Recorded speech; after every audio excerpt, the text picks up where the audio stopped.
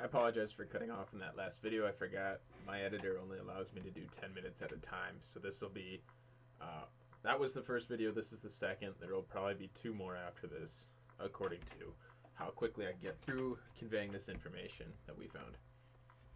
I was moving on to the second point of this slide about owning a car. So if you know anything about the Amish culture, it's almost iconic to see them with their horse and buggy as they're moving down the highway, getting passed by all their other cars. That's because within Amish society, owning a car is prohibited. Although, for especially long distances, Amish people are allowed to hire drivers and utilize vehicles. Now, this is a big dilemma when it comes to nursing because Amish people are typically out in the countryside and they live far enough away that a horse and buggy isn't really a convenient nor advisable means of transportation to get to a hospital to receive care.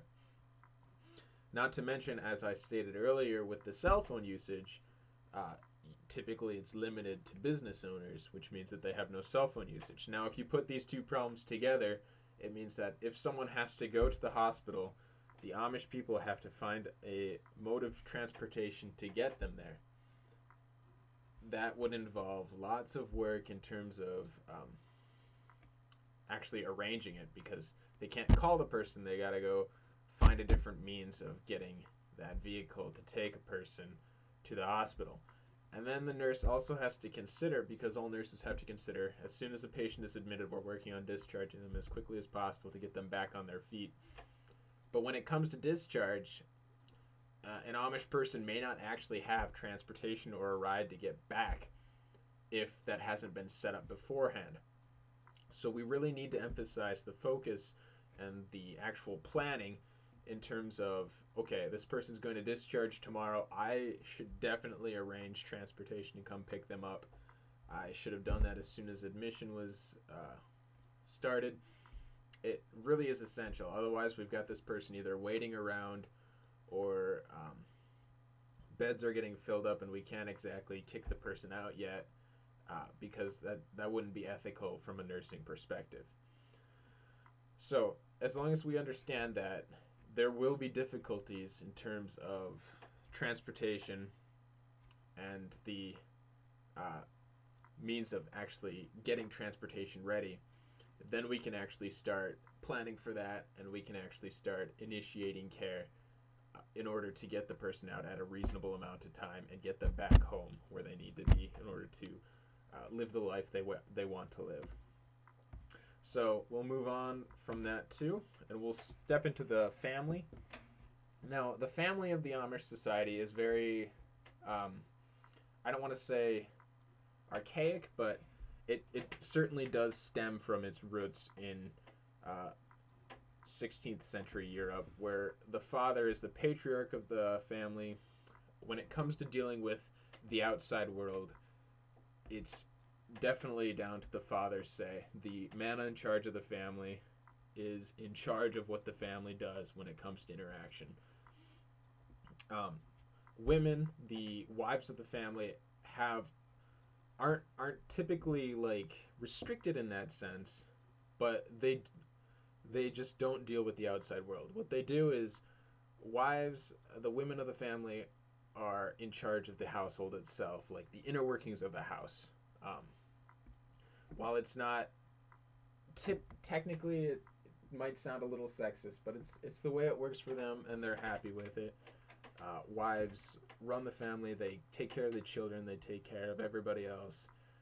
They're in charge with making sure everybody's good to go. Everybody can get up for the day, carry it through, and they do have authority, and there is a certain amount of freedom that comes with this. It's interesting what the Amish do with their elders because elders are very well respected within the Amish community.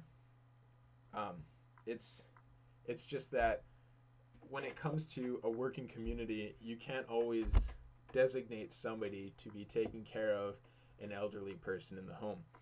And what actually happens is they live in a small but separate house connected to one of their children's homes, called a Großdaddy, and they stay there so that there is ample space between them and their children, but they're also close enough that their children can take care of them if they need to be taken care of.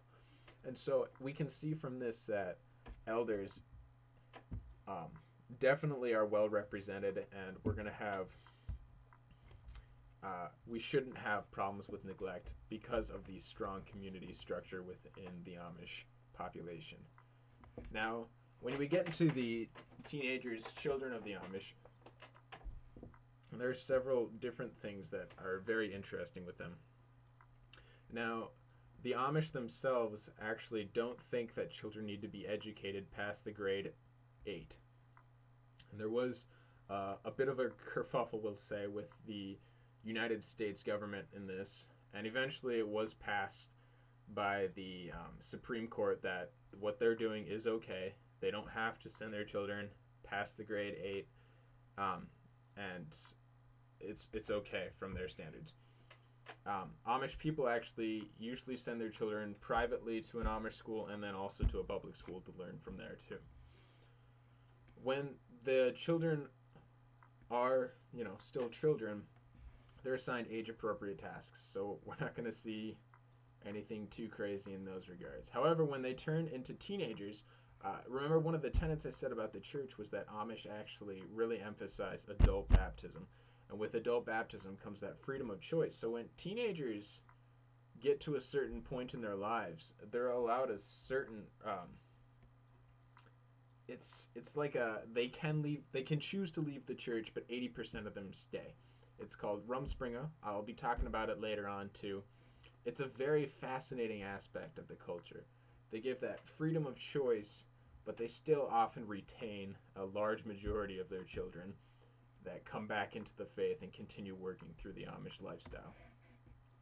Now, death rituals and bereavement, I found this to be very similar with many Norwegian, German rituals, whereas family members, life is not to be prolonged by the use of heroic measures, and family members are allowed, when possible, to die at home, because there's that community aspect. When the Amish are in their own house, they're dying with the comfort of their loved ones. They're dying the way they want to die, and it's at their homes, surrounded by the lifestyle that they've chosen to live for the past however many years.